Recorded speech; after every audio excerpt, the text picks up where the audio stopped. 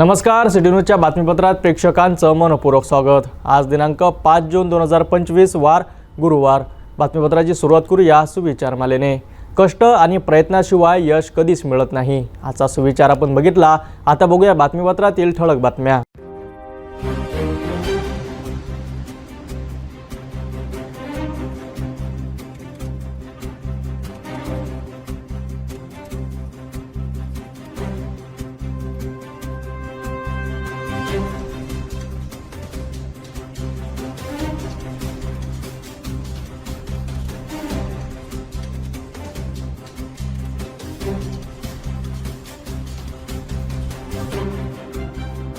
आपण ठळक बातम्या बघितल्या। आता घेऊया एक छोटासा ब्रेक।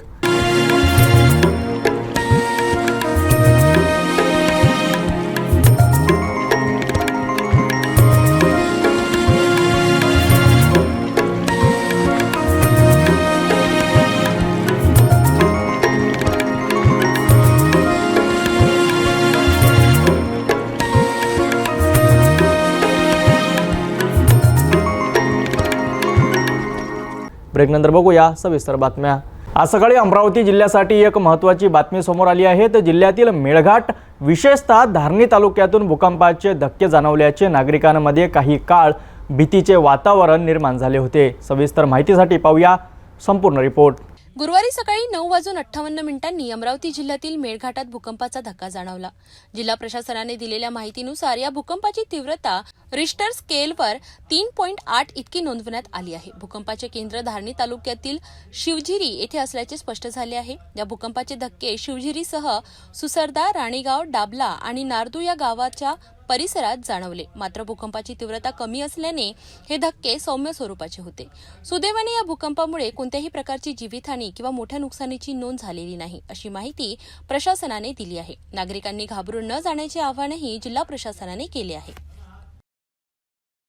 तर अशा प्रकारे अमरावती जिल्ह्यातील मेळघाट भूकंपाचे झटके जाणवले असले तरी कोणतीही हानी झाली नसल्याने प्रशासनाने आणि नागरिकांनी सुटकेचा निश्वास टाकला आहे।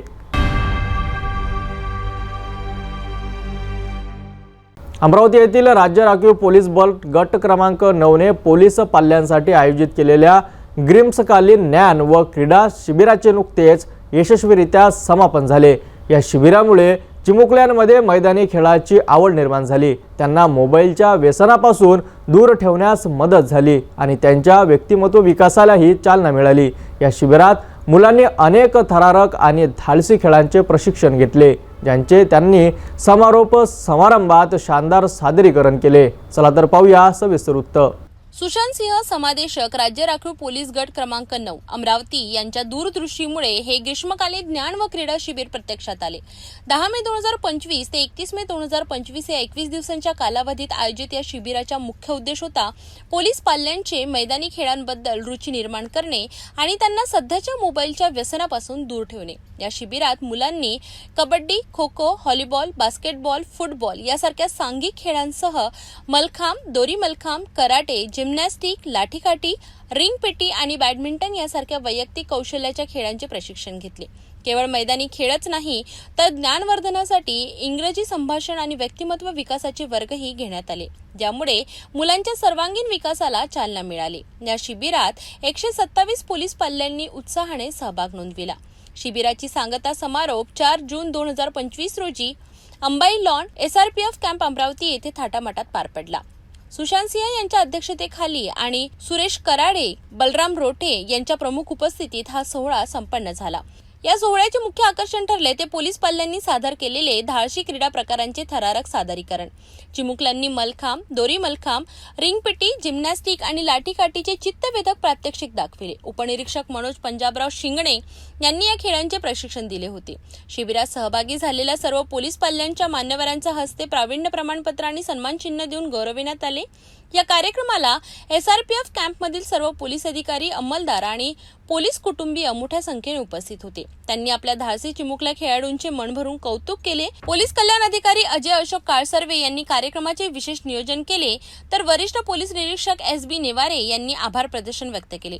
हे शिबिर पोलीस पाल्यांसाठी खरोखरच एक संस्मरणीय अनुभव ठरले।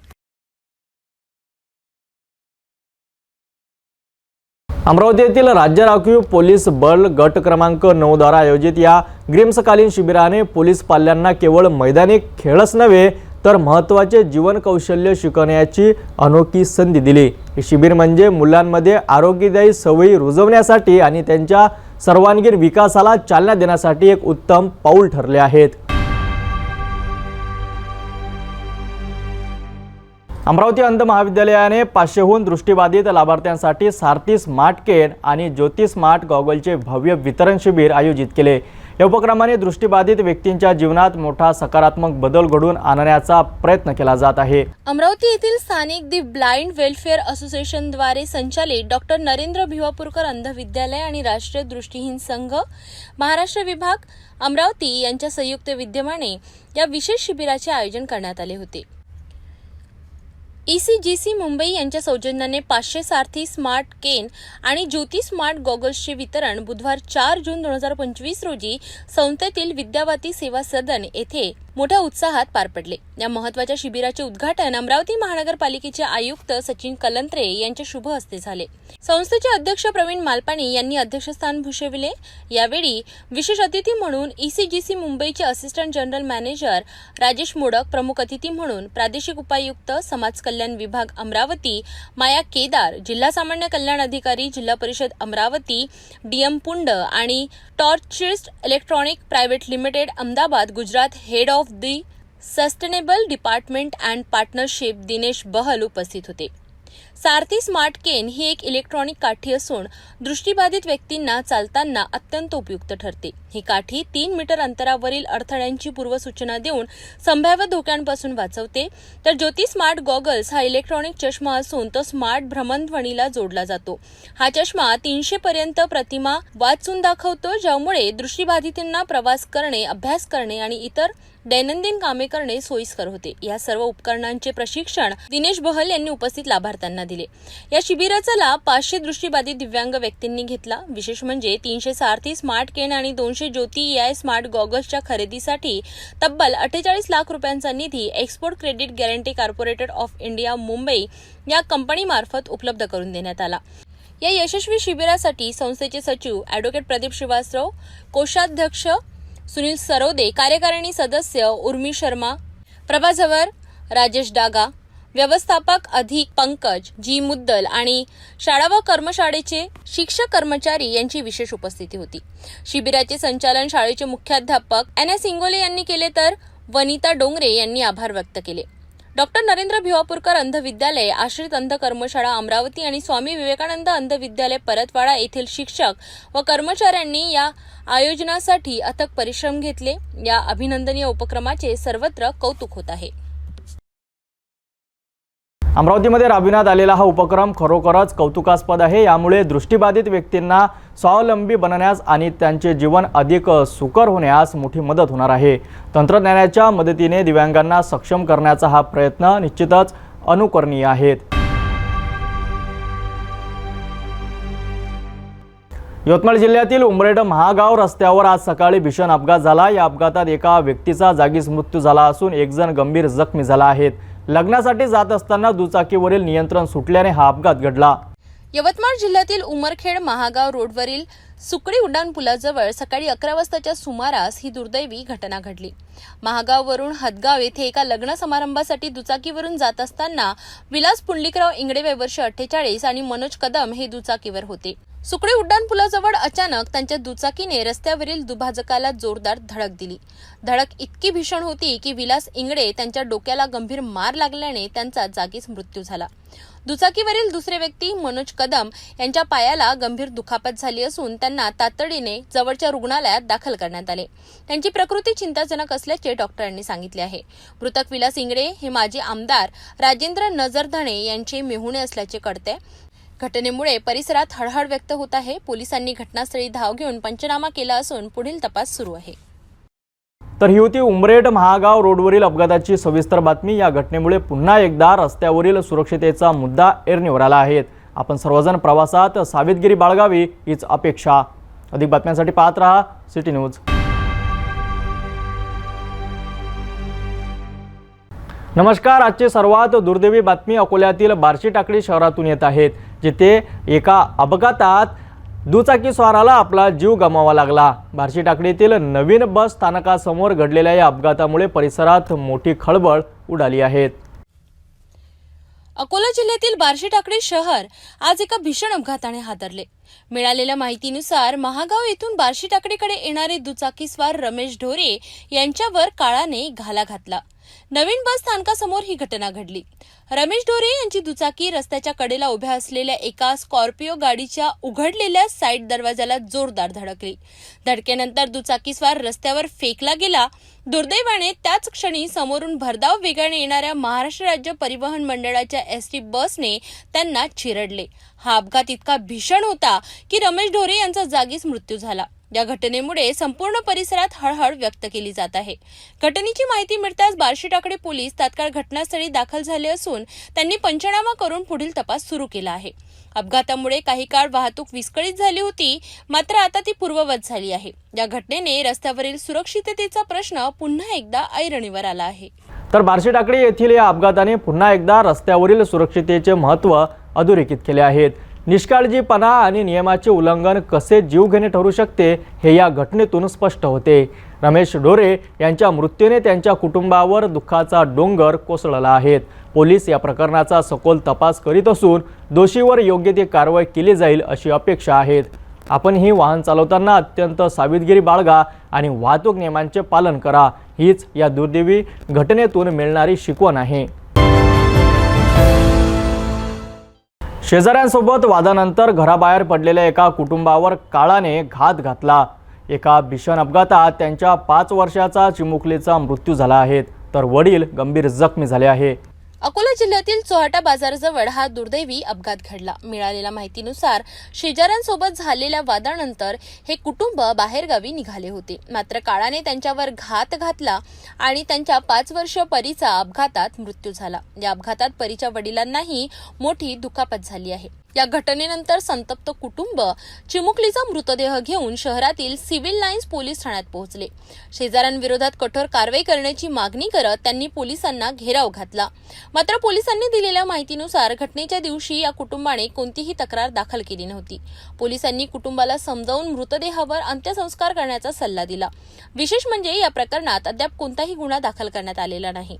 जे प्रकार असा आहे की जी महिला आहे भारती शंकर अंजनगावकर, ही तिचा 5 वर्षाच्या मुली परी तिचा मृतदेह घेऊन पोलीस स्टेशनला आली होती। सदर प्रकाराची घटना अशी आहे की काल त्यांचा आंबेडकर नगरमध्ये राहणारा करण कंकाळ ह्या परिवाराशी त्या महिलेचे वाद झाले होते। वाद झाल्यानंतर सदर महिला तिच्या पती आणि ह्या लहान मुलीसोबत चोट्टा बाजार येथे गेले होते। चोट्टा बाजार परिसरामध्ये यांचा अपघात झाला। अपघातात त्या महिलेच्या पतीला जबर मारहाण आपलं दुखापत झाली असून ह्या परी शंकर अंजनगावकर हिचा तिच्यात मृत्यू झालेला आहे।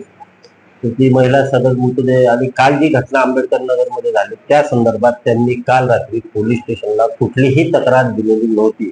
पोलीस स्टेशनला याबाबत माहिती नव्हती।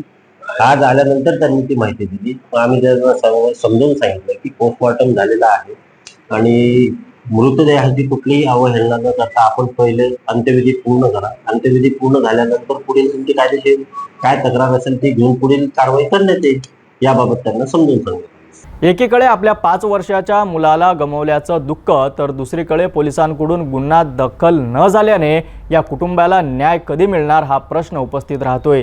या घटनेमुळे परिसरात हळहळ व्यक्त केली जात आहे। या प्रकरणावर पुढील अपडेटसाठी बघत रहा सिटी न्यूज।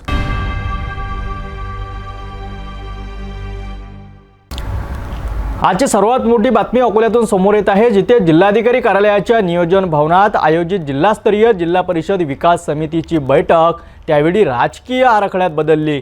जेव्हा भाजप आणि शिवसेना बाळासाहेब ठाकरेच्या आमदारांमध्ये कथित बाचाबाची झाल्याची बातमी समोर आली। ही बातमी पसरताच दोन्ही पक्षाचे कार्यकर्ते मोठ्या संख्येने जिल्हाधिकारी कार्यालयाबाहेर जमले, ज्यामुळे तणाव निर्माण झाला।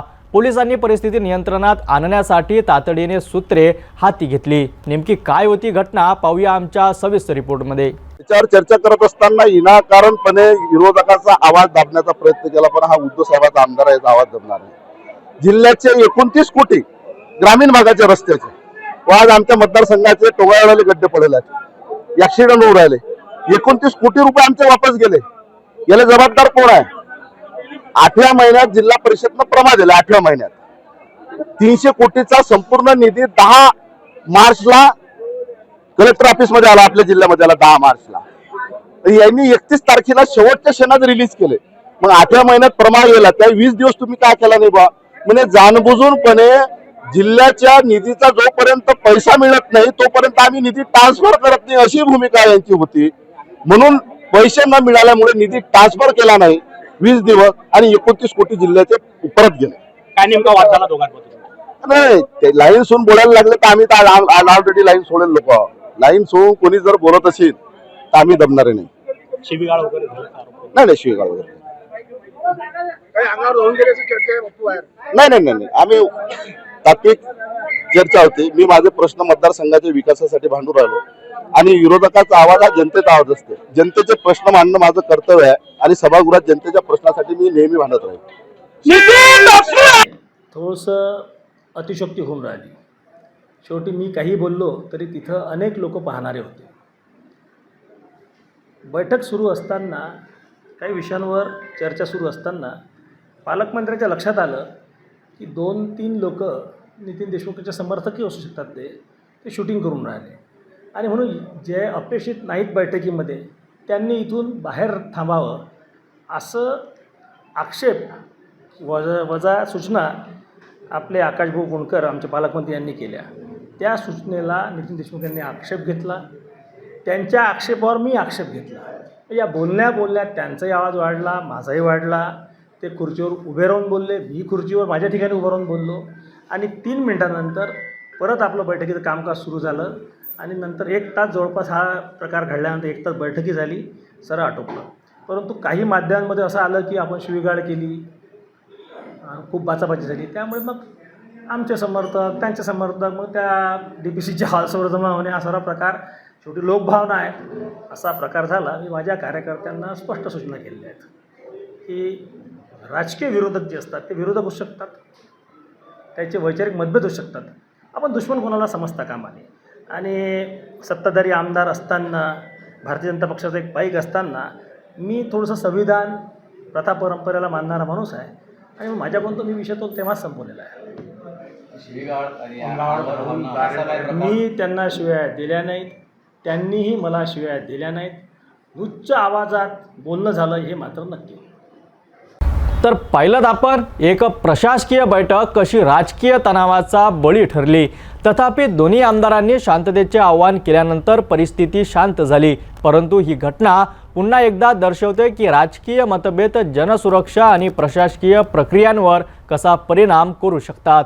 भविष्यात अशा घटनांची पुनरावृत्ती होऊ नये यासाठी राजकीय कामगार शांततापूर्ण वातावरणात पार पडेल अशी आशा आहे. विठ्ठलाच्या भेटीस आस घेऊन निघालेल्या वारकऱ्यांसोबत एक आगळं वेगळं चित्र सध्या महाराष्ट्रात पाहायला मिळतंय. पंढरपूरकडे मार्गक्रमण करत असलेल्या शेगावच्या संत श्रेष्ठ श्री गजानन महाराज यांच्या पालखीने केवळ भक्तांनाच नाही तर छोट्या छोट्या व्यावसायिकांनाही आधाराचा हात दिला आहे. विदर्भाची पंढरी म्हणून ओळख असलेल्या शेगावच्या संत श्रेष्ठ श्री गजानन महाराज यांची पालखी सध्या पंढरपूरच्या दिशेने मार्गस्थ झाली आहे. सुमारे 700 वारकरी या पालखीत सहभागी झाले असून ही पालखी शेगावहून निघून अकोला, वाशिम, हिंगोली या जिल्ह्यांमधून मार्गक्रमण करत जवळपास 1 महिन्याचा प्रवास करून पंढरपूरला पोहोचेल.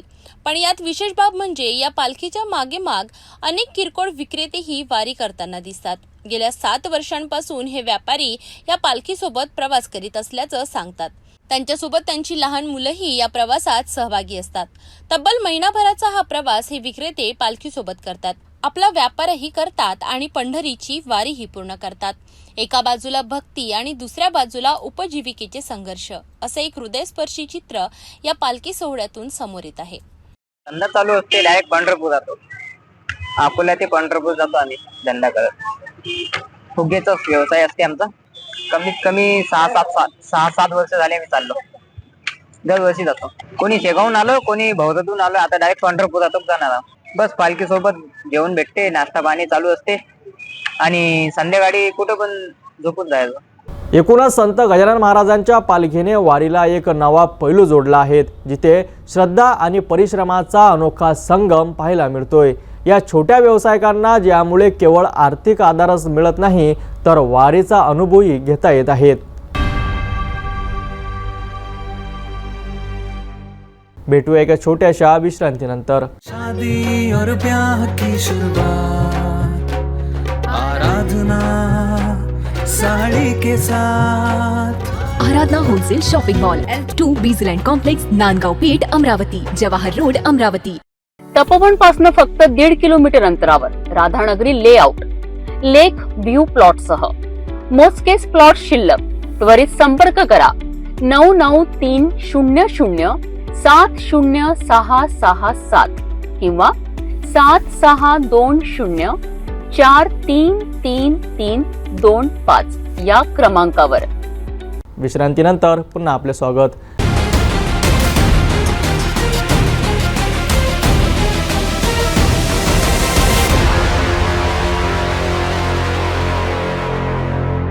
नागपूर शहरातून एक मोठी बातमी समोर येत आहे, जिथे गुन्हे शाखेच्या युनिट क्रमांक 5 ने एका हद्दपार गुन्हेगाराला घातक शस्त्रासह अटक केली आहे। या घटनेमुळे शहराच्या सुरक्षेचा मुद्दा पुन्हा एकदा ऐरणीवर आला आहे। पाहूया सविस्तर रिपोर्ट।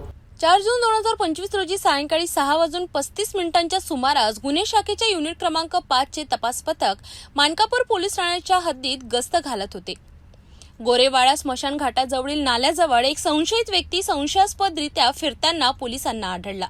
पोलिसांनी त्याला हटकले असता तो पळून जाऊ लागला। पोलिसांनी तत्परता दाखवत त्या व्यक्तीला ताब्यात घेतले। त्याची चौकशी केली असता त्याने आपले नाव तुषार अनिल शर्मा, वय वर्ष 22, राहणार गंगाबाई झोपडपट्टी असे सांगितले। त्याची अंगझडती घेतली असता त्याच्या पॅन्टच्या आत कमरेला अंदाजे 600 रुपये किमतीचा एक लोखंडी चाकू मिळून आला। आरोपीला मानकापूर पोलीस ठाण्यात आणल्यानंतर त्याच्या अभिलेखांची तपासणी करण्यात आली। धक्कादायक बाब म्हणजे आरोपी तुषार शर्मा याला पोलीस उपायुक्त परिमंडल क्रमांक 2 यांच्या आदेशानुसार नागपूर शहर आणि ग्रामीण हद्दीतून एका वर्षासाठी हद्दपार करण्यात आले होते। हद्दपार असताना कोणतीही परवानगी न घेता तो पोलीस ठाण्याच्या हद्दीत कोणत्या तरी गुन्हेगारी उद्देशाने चाकूसह आढळून आला। त्याने मनाई आदेशाचे स्पष्ट उल्लंघन केले। या गंभीर गुन्ह्याप्रकरणी मानकापूर पोलीस ठाण्यात आरोपी विरोधात कलम 4/25 भारतीय हत्यार कायदा सह कलम 142-135 महाराष्ट्र पोलीस कायद्यान्वये गुन्हा दाखल करण्यात आला असून त्याला अटक करण्यात आली आहे। या प्रकरणाचा पुढील तपास सुरू आहे। हे उल्लेखनीय कामगिरी राहुल माकणीकर, पोलीस उपायुक्त डिक्टेशन विभाग, अभिजित पाटील, सहाय्यक पोलीस आयुक्त यांच्या मार्गदर्शनाखाली करण्यात आली। तर अशा प्रकारे गुन्हे शाखेच्या युनिट क्रमांक 5च्या सतर्कतेमुळे एका हद्दपार गुन्हेगाराला घातक शस्त्रासह अटक करण्यात यश आले आहे। या घटनेमुळे शहराच्या सुरक्षतेच्या दृष्टीने पोलिसांची भूमिका किती महत्त्वाची आहे हे पुन्हा अधोरेखित केले आहे।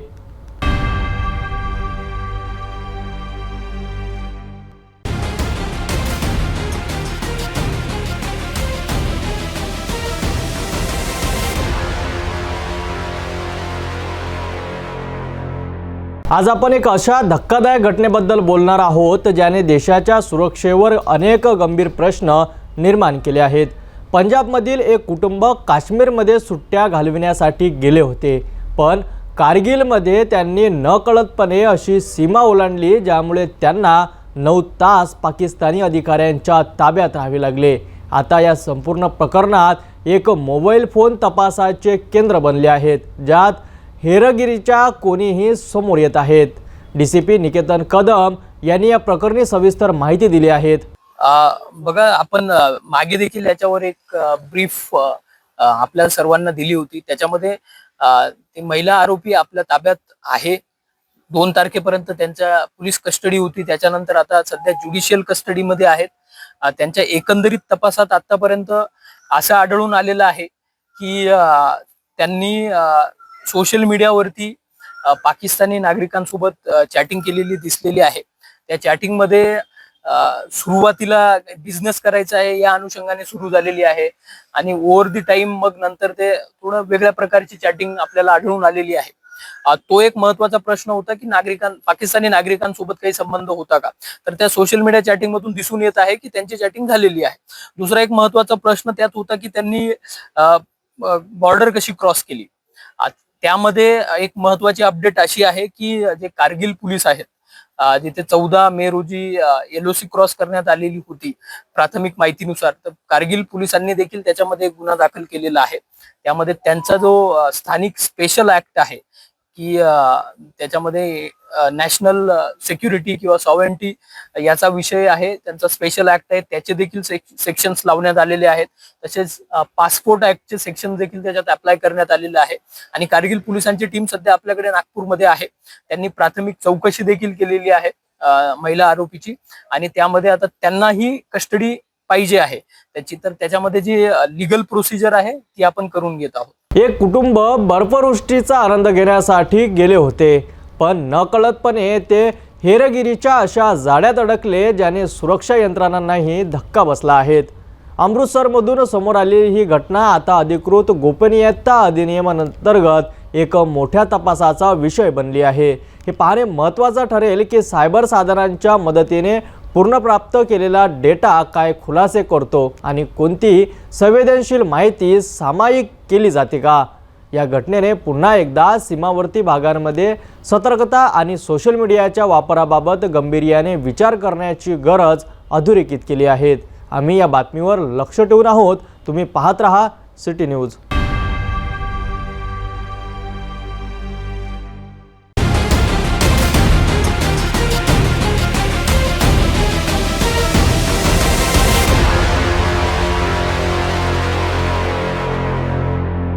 नागपूर शहरात ऑपरेशन थंडर अंतर्गत अंमली पदार्थ विरोधी मोहिमेला मोठं यश मिळालं आहे. कळमना पोलिसांनी तब्बल 43 लाख रुपयाचा गांजा आणि त्यासाठी वापरलेली 2 वाहनं जप्त केली आहे. या कारवाईची सविस्तर माहिती पाहूया. नागपूर शहर पोलीस आयुक्त रवींद्र कुमार सिंगल यांच्या मार्गदर्शनाखाली शहरात ऑपरेशन थंडर ही विशेष मोहीम राबविण्यात येत आहे.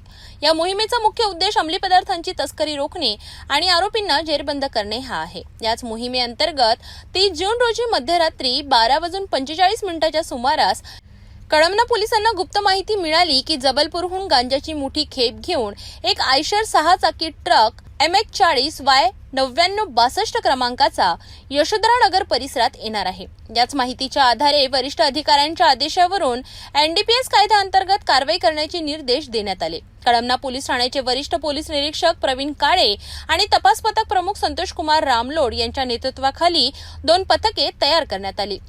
एक पथक HB टाउन चौकाखालील ब्रिजजवळ तर दुसरे पथक चिखली चौकात सापळा रचून वाहनावर लक्ष ठेवून होते. दुपारी 2 वाजता पुन्हा खात्रीशीर माहिती मिळाली की MH40Y 9962 क्रमांकाचा ट्रक दुपारी 4 ते 5 वाजताच्या दरम्यान जबलपूर हायवे मार्गे कळमना हद्दीत येणार आहे. त्यानुसार वरिष्ठांच्या परवानगीने शासकीय पंच आणि पोलीस स्टाफसह इलेक्ट्रॉनिक वजन काटा, लॅपटॉप, प्रिंटर यासारख्या तपास साहित्यांसह चिखली चौकात सापळा रचण्यात आला. पेट्रोलिंग करीत असताना चिखली चौकापासून काही अंतरावर काळीमाता मंदिराजवळ बातमीदाराने सांगितले की MH40Y 9962 क्रमांकाचा आयशर ट्रक सार्वजनिक रोडवर उभा दिसला.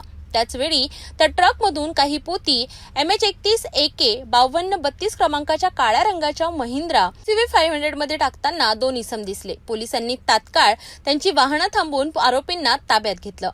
पंचनाम्यादरम्यान आरोपी अविनाश संजय ढोके आणि पलाश विद्याधर वानखडे यांच्याकडून 6 पोत्यांमध्ये एकूण 108 किलोग्राम हिरवट, काळसर, पिवळसर रंगाचा आणि उग्र वास येणारा ओलसर गांजा जप्त करण्यात आला, ज्याची अंदाजित किंमत 27 लाख रुपये आहे. या व्यतिरिक्त अविनाश ढोके यांच्या ताब्यातील 10 लाख रुपये किमतीचा आयशर ट्रक MH40Y 9962 आणि पलाश वानखडेंच्या ताब्यातील 6 लाख रुपये किमतीची महिंद्रा XUV 500 MH31 AK 5232 क्रमांकाची ही देखील जप्त करण्यात आली.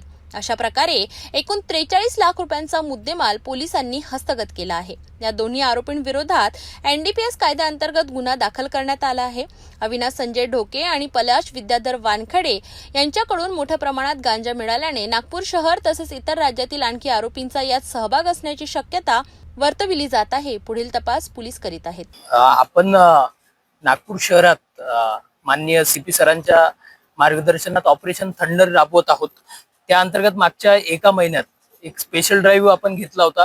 त्यामध्ये नागपूर पोलिसांनी अगदी एक्सेप्शनल कारवाई करून बऱ्याच प्रमाणात ड्रग्स त्याच्यामध्ये हस्तगत केले, बरेच आरोपी अटक केले. परंतु तो ड्राईव्ह संपल्यानंतर देखील जसं CP सरांचे क्लिअर आणि स्पष्ट आदेश आहेत की जे ऑपरेशन थंडर आहे हे कंटिन्युअस चालत राहणार आहे. त्याचाच एक भाग म्हणून आपण काल कळमना पोलीस स्टेशनच्या संपूर्ण टीमने एक चांगली आणि मोठी कारवाई केलेली आहे. त्याच्यामध्ये जवळपास आपण 108 किलोग्राम गांजा हस्तगत केलेला आहे. त्याच्यामध्ये 2 व्हेकल्स ज्याच्यामधून हा गांजा आपण हस्तगत केलेला आहे त्या देखील आपण सीज केलेले आहेत. आणि प्राथमिक माहिती अशी आहे की हा जो मुद्देमाल आहे हा ओडिशामधून इकडे आलेला आहे आणि त्यामध्ये आपण अधिक तपास करत आहोत. आणि सध्या आपल्याला अधिकचे 2 आरोपी म्हणजे 2 आरोपी आपले अटक झालेले आहेत आणि अजून 2 आरोपी त्यांचे नाव आपल्याकडे आहेत. त्यांच्यावर आपली टीम काम करत आहेत आणि त्यांनाही लवकरच आपण याच्यामध्ये कस्टडीमध्ये घेणार आहोत आणि त्याचे बॅकवर्ड लिंकेजेस आणि फॉरवर्ड लिंकेजेस काय आहेत त्याचा देखील अधिक तपास करणार आहोत. जी क्वांटिटी आहे ही खूप मोठ्या प्रमाणात आहे आणि त्यांच्या प्राथमिक चौकशीत असं निष्पन्न झालेलं आहे की याच्या आधी देखील त्यांनी असे काम केलेले आहेत. त्यामुळे आपण जे बॅकवर्ड लिंकेजेस आहेत म्हणजे हा जो ड्रग्सचा मुद्देमाल आहे तो नागपूर सिटीपर्यंत कुठून येतो तिथेपर्यंत आपण नक्कीच जाणार आहोत आणि तिथले देखील जे संबंधित आरोपी आहेत त्यांना देखील आपण ताब्यात घेणार आहोत. फक्त नागपूर पुरता मर्यादित नव्हता तर हा त्यांच्याकडे हा माल आला होता. त्याच्यानंतर ते जे ड्रग पेडलर्स आहेत विविध त्यांना हा सप्लाय करणार होते ही अशी प्राथमिक माहिती आहे. परंतु अजून आपल्याकडे ज्या टेक्निकल डिटेल्स आहेत जसे मोबाईल कॉलच्या डिटेल्स असतील किंवा त्यांच्या मोबाईलचं अनालिसिस असेल किंवा जे आपले संशयित आरोपी आहेत किंवा नागपूरमधले एक्झिस्टिंग जे ड्रग पेडलर्स आहेत आपल्या रेकॉर्डवरचं त्यांचं आणि यांचं काय कनेक्शन होतं या सगळ्या गोष्टी अजून आपल्या तपासात चेक होतीलच. त्यानंतर हे सर्व स्पष्ट होईल की हा फक्त नागपूर पुरता मर्यादित होता की बाहेरही इतर ठिकाणी याचा सप्लाय होणार होता. जसं सांगितलं की आपल्याकडे त्यांचे मोबाईल्स देखील आहेत आणि काही 2 संशयित आरोपींची नावं देखील आहेत जे रेकॉर्डवरचे आरोपी आहेत. त्याच्यामुळे या सर्वांचा आपण एकत्रित तपास केल्यानंतर हे जे इतर अँगल आहेत त्याच्यामध्ये असू शकतो का तो अँगल ते देखील आपण चेक करणार आहोत. तर अशा प्रकारे नागपूर शहर पोलिसांनी ऑपरेशन थंडर अंतर्गत ही मोठी कारवाई करत अंमली पदार्थ तस्करांना दणका दिलाय. पोलीस आयुक्त रवींद्र कुमार सिंगल यांच्या मार्गदर्शनाखाली सुरू असलेल्या या मोहिमेमुळे शहरात अंमली पदार्थाच्या तस्करांना आळा बसण्यास मदत होईल अशी अपेक्षा आहे.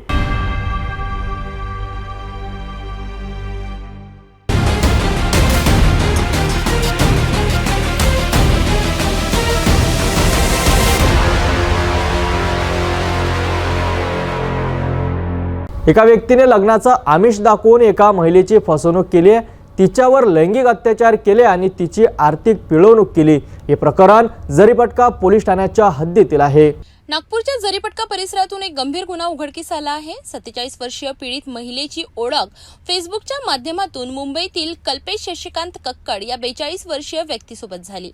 आरोपीने सुरुवातीला महिलेसोबत जवळीक साधली आणि तिला लग्नाचा आमिष दाखवून साखरपुडा केला.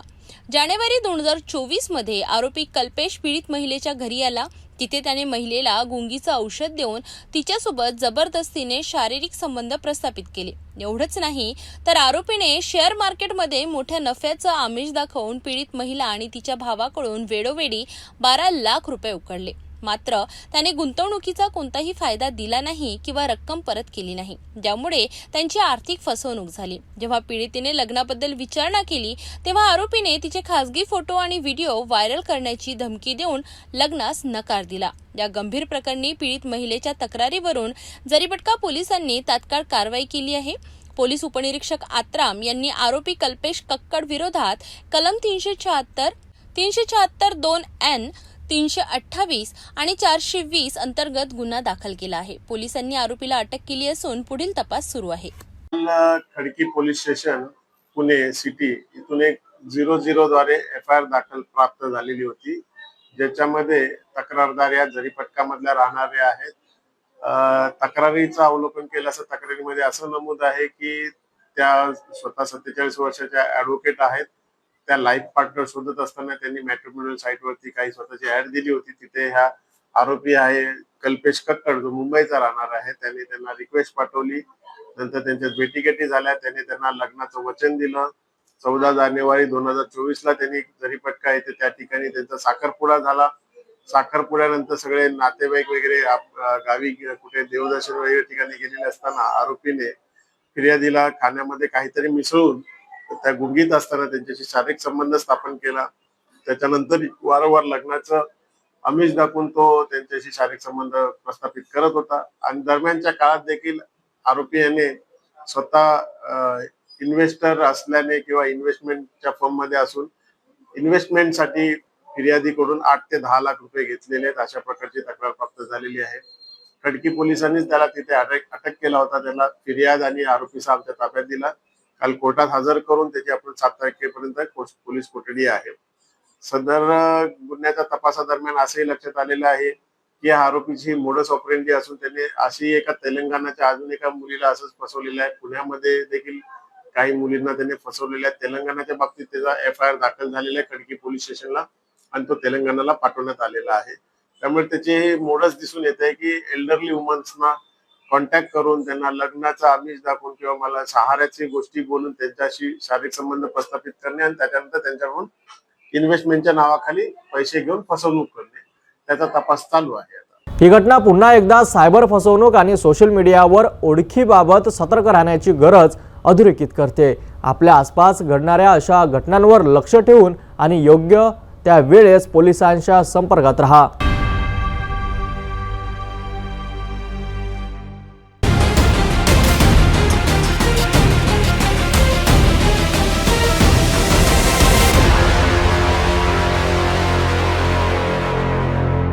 नागपूर शहरातील वाढत्या अंमली पदार्थाच्या धोक्याला आळा घालण्यासाठी नागपूर शहर पोलीस आयुक्त डॉक्टर रवींद्र कुमार सिंगल यांच्या आदेशानुसार एक विशेष मोहीम सुरू करण्यात आली आहे.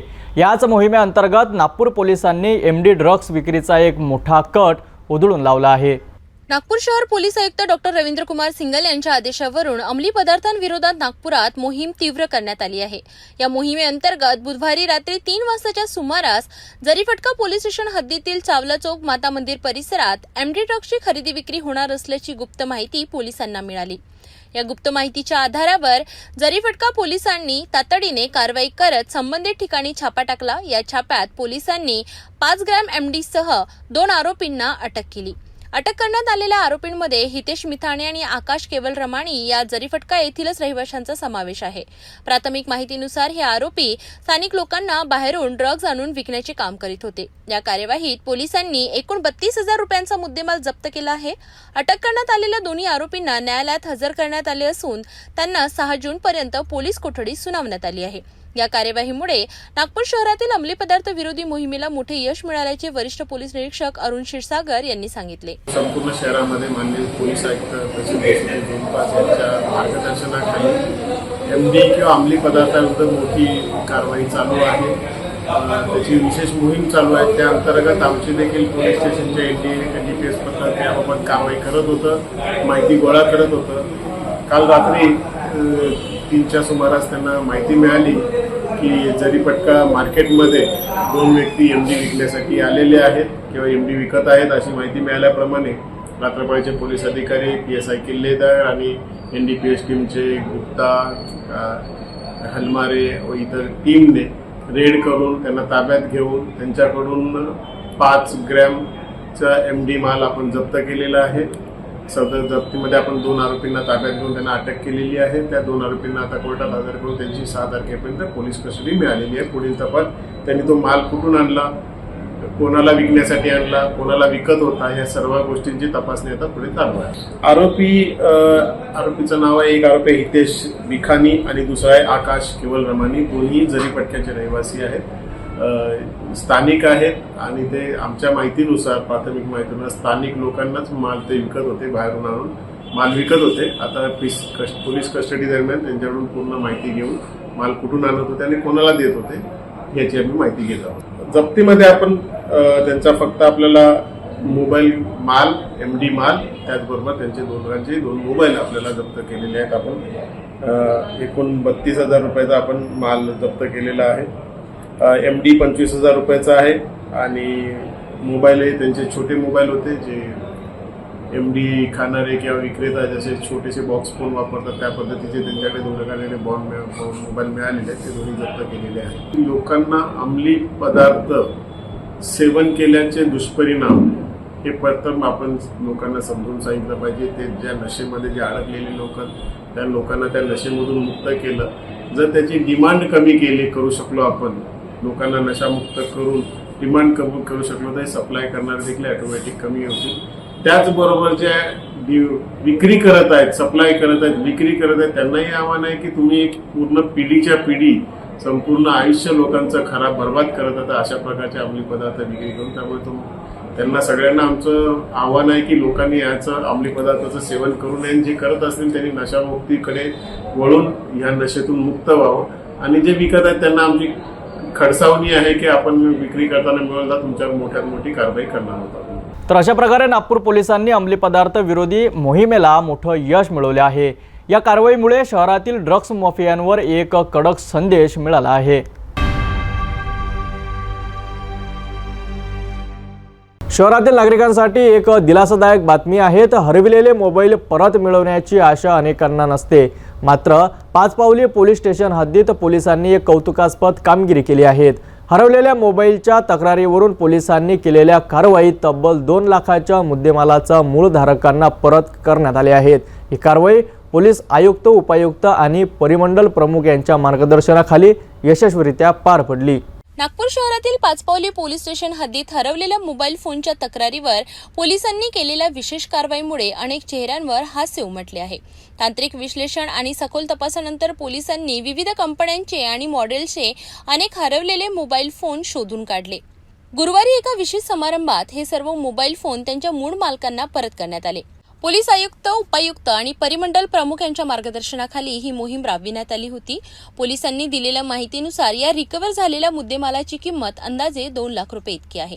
नागरिकांनी हरवलेल्या मोबाईलची तक्रार नोंदवल्यानंतर पोलीस यंत्रणेने ती गांभीर्याने घेतली आणि त्याचा पाठपुरावा करत हे यश मिळवले. या संदर्भात एसीपी श्वेता खाडे यांनी अधिक माहिती देताना सांगितले, आम्ही नागरिकांच्या समस्या सोडवण्यासाठी कटिबद्ध आहोत. हरवलेल्या मोबाईलची तक्रार आल्यानंतर आमचे सायबर पथक आणि तपास पथक सक्रिय झाले आणि या मोठ्या यशासाठी त्यांनी अथक परिश्रम घेतले.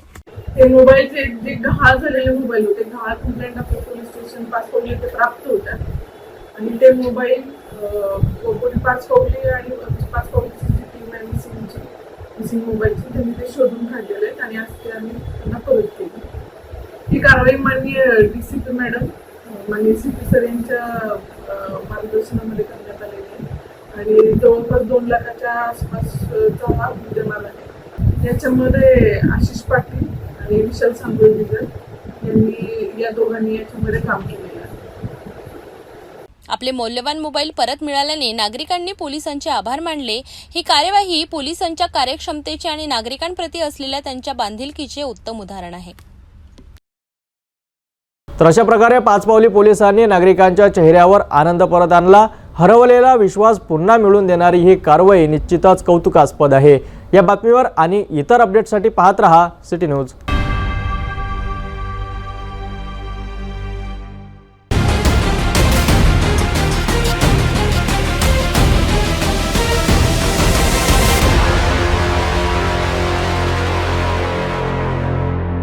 अजनी पोलिसांनी जबरी चोरी आणि दहशतीची निर्मिती करणाऱ्या एका आरोपीला अटक केली आहे. या कारवाईमुळे शहरात शांतता प्रस्थापित होण्यास मदत होणार आहे. अजनी पोलीस ठाण्यातून मिळालेल्या माहितीनुसार 3 जून 2025 रोजी रात्री 8 ते 8:40 वाजताच्या सुमारास कुंजीलाल पेठ गल्ली नंबर 4 लल्लूच्या किराणा दुकानाजवळील उमेश चौधरी यांच्या भाड्याच्या घरात राहणारा अंकुश उर्फ अक्षय ज्ञानेश्वर वासनिक याने धारदार चाकू घेऊन परिसरात दहशत निर्माण केली. गुप्त बातमीदाराकडून मिळालेल्या माहितीनुसार अजनी पोलीस ठाण्याचे पोलीस अधीक्षक नितीन सोमकुवर व त्यांच्या पथकाने तात्काळ घटनास्थळी धाव घेतली.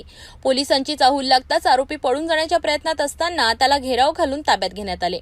झडती घेतली असता त्याच्या कमरेला खोचलेला एक धारदार फोल्डिंग चाकू आणि त्याच्या खिशातून रेडमी 10 कंपनीचा काळ्या रंगाचा मोबाईल फोन मिळून आला. चौकशीत आरोपीने हा मोबाईल 10 दिवसांपूर्वी कोराडी पोलीस ठाण्याच्या हद्दीतून एका व्यक्तीकडून चाकू दाखवून हिसकावून घेतल्याची कबूल केले. या प्रकरणी अजनी पोलीस ठाण्यात भारतीय दंडविधान कलम 425 आणि महाराष्ट्र पोलीस कायदा कलम 135 अन्वये गुन्हा दाखल करून आरोपीला अटक करण्यात आली आहे.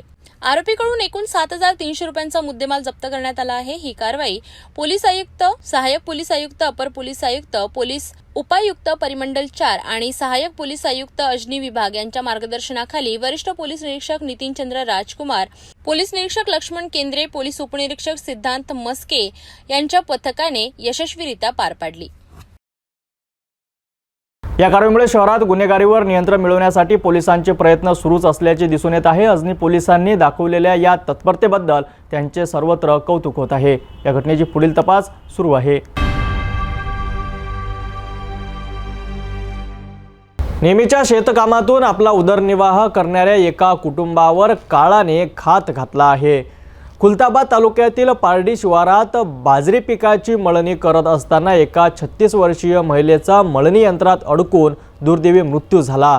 वाऱ्याने अचानक ताडपत्री अंगावर आल्याने ती महिला मळणी यंत्रात ओढली गेली आणि तिचा जागीच मृत्यू झाला आहे.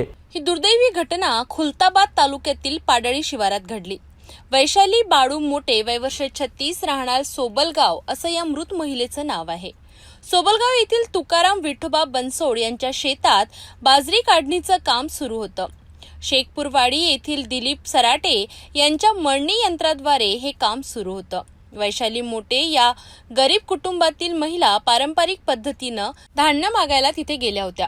सायंकाळी 5 वाजेच्या सुमारास वैशाली या मळणी यंत्राच्या बाजूला उभ्या होत्या. अचानक वेगाने आलेल्या वाऱ्यामुळे अंतरलेली ताडपत्री त्यांच्या अंगावर येऊन मळणी यंत्राच्या पात्यात अडकली. या ताडपत्रीसोबत वैशाली या सुद्धा मळणी यंत्रात ओढल्या गेल्या. हा अपघात इतका भीषण होता की यात त्यांचा जागीच मृत्यू झाला. या घटनेने परिसरात हळहळ व्यक्त होत आहे. मळणी यंत्राच्या सुरक्षिततेचा प्रश्न पुन्हा एकदा ऐरणीवर आला आहे. ही घटना खरोखरच मन हेलकावून टाकणारी आहे. एका क्षणात एका कुटुंबाचा आधार हिरावला गेला. शेती कामातील यंत्रणा साधनांचा वापर करताना योग्य ती खबरदारी घेणे किती महत्त्वाचं आहे हे या घटनेतून पुन्हा एकदा अधोरेखित होते. या घटनेमुळे शेतकाम करणाऱ्या मजुरांच्या सुरक्षतेचा मुद्दा पुन्हा एकदा चर्चेत आला आहे. आपण सर्वांनी कामाच्या ठिकाणी सुरक्षतेच्या नियमाचे पालन करणे आवश्यक आहे. जाता जाता पुन्हा एकदा आजच्या ठळक बातम्या.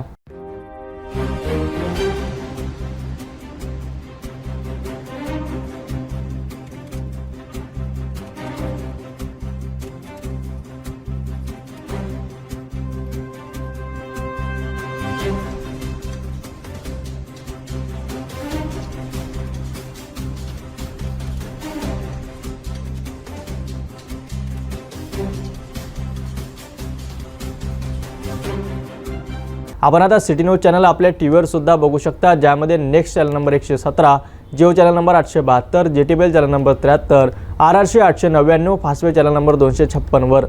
आता अमरावती विदर्भानंतर महाराष्ट्राचे दर्शक घर बसल्या आपल्या केबल टीव्हीवर सिटी न्यूज बातमी पाहू शकाल. लवकरच आम्ही आपल्यापर्यंत पोहोचणार आहोत.